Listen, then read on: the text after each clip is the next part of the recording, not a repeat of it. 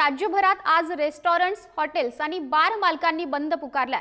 राज्यभरातील 20,000हून अधिक hotels, restaurants, बार हे बंदमध्ये सहभागी होणार आहेत। राज्य सरकारने लादलेल्या करवाढी विरोधात आहार संघटनेकडून बंदची हाक देण्यात आली आहे।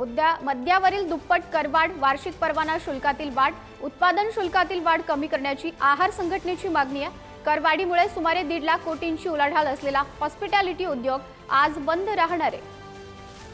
20,000हून अधिक हॉटेल्स, रेस्टॉरंट्स सहभागी झालेले आहेत। प्रतिनिधी शिल्पा नरवडे आपल्याशी जोडल्या गेलेल्या आहेत। शिल्पा, या संदर्भात अधिकची काय माहिती आहे? राज्यभरातील 20,000हून अधिक हॉटेल्स मालक या बंदमध्ये सहभागी होणार असल्याची माहिती आहे। माधुरी, आपण जर पाहिलं तर महाराष्ट्रातील जे परवानाधारक हॉटेल्स आणि रेस्टॉरंट उद्योगांवर राज्य सरकारने लादलेल्या ज्या जाचक करवाढीच्या निषेधार्थ association of hotels and restaurant या संघटनेने आज राज्यभरामध्ये 20,000हून अधिक जे हॉटेल्स आणि रेस्टॉरंट्स आहे ते बंद ठेवण्याचा निर्णय घेतलेला आहे। विशेष म्हणजे जर आपण पाहिलं तर करवाढीमुळे सुमारे 1.5 लाख कोटींची उलाढाल असलेला हा जो उद्योग आहे तो अक्षरशः बंद होण्याची वेळ आता आलेली आहे।